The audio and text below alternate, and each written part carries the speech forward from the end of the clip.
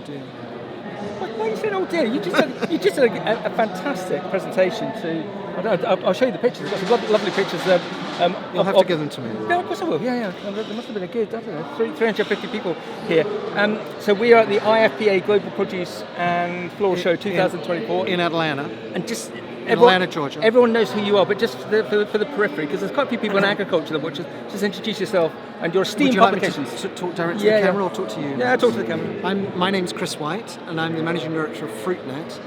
FruitNet is a global publishing media event organizer, partner of Fruit Logistica and Asia Fruit Logistica, and crucially for the UK is the owner and of the Fresh Produce Journal, which is the oldest publication for fruits and vegetables anywhere in the world, I believe. Yeah. And first published in 1895. Yeah, and it is brilliant.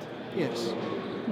It's going okay. Yeah, I think sometimes you need to be applauded, you and your team, Fred, Michael, the rest of the team, as to how well you do it, because I just imagine it's really difficult to get that out, especially with everything that's going on. We won't even talk about likes of the pandemic and so Kathy, in her State of the Nation speech, she was quite, not aggressive, but this fight for fresh, and you also intimated it, that you feel that there's good times are coming for fruit and veg, but if we just get the consumer to consume more, so it's that age-old thing that we keep on rolling around about. So I'm going to just throw you under the bus. How can we get them to consume more? I think that the great shame that we have is that you and I are of an age to remember how it was in Britain in our food culture, and how the food culture in many ways was pretty moribund and not terribly exciting. We didn't have this basket of food from all over the world that comes to us, and Britain still remains a largely import market, but also has some fantastic growers of produce, but also of beef and of milk and of cheese and blah blah blah. There's a whole food culture there, and yet my feeling, and I think this is especially true of fruits and vegetables, is that it's not reflected, that sheer variety is not reflected at the retail point of sale. All the products are there, but it's difficult sometimes to find them. It's difficult to know what they are, and we've had this growth in availability, but I think an equal and almost exact similar decline in understanding of what these products are. People they buy apples, and I think in the old days they'd known a red apple and a green apple and that was it. And yet now there is a multiplicity of different red apples. There are fewer green apples these days, but apples in many ways have never been better in terms of the flavour that you get and the value that you get from that crunch. And the shelf life and blah blah blah. So here we go. 6 out of 10 kids don't know where fresh produce comes from, but they know what a can of Coke looks like, or an energy drink, or God forbid a vape. Exactly, and that's you've got these big companies like Coca-Cola who do a fantastic job of marketing, and in fruits and vegetables you don't have that. We rely on the retailer.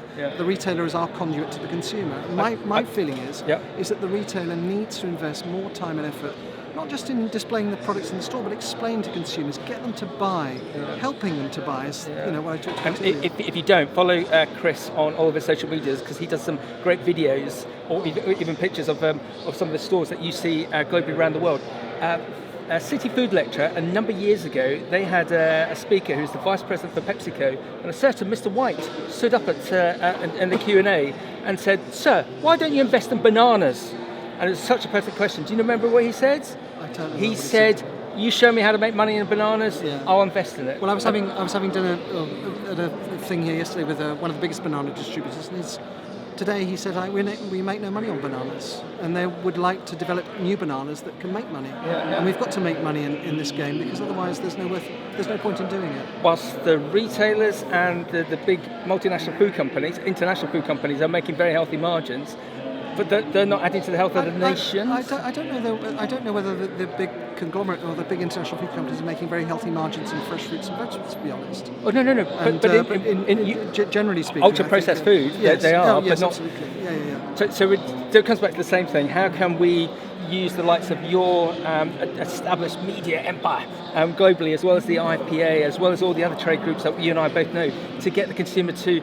Fight for fresh, as Kathy was saying? Yes, I think it is fight for fresh, but that fight for fresh is very much about our business, the business of fruits and vegetables, and we want to but we still have that conduit to the consumer, which is the supermarket, and they need to fight for fresh. Okay.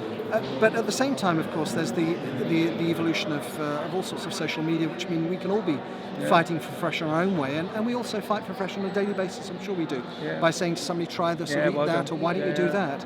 I think my local supermarket thinks I'm a bit crazy because they keep on saying to me, why do you treat the product like this? But also talking sometimes to consumers and saying, do you know about this product?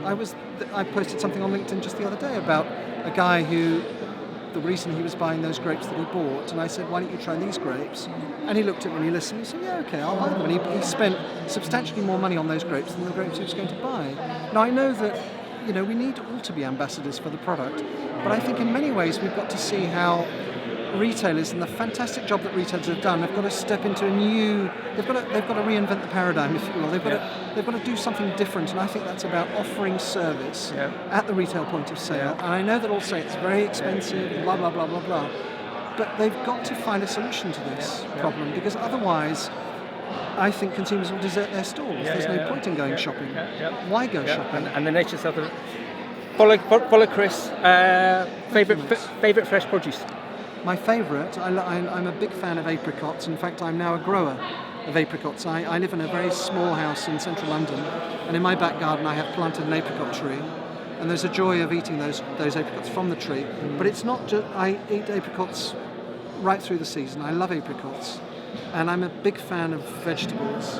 I think vegetables are the unsung heroes, and we need to do more to get people to eat vegetables, because vegetables are fantastic.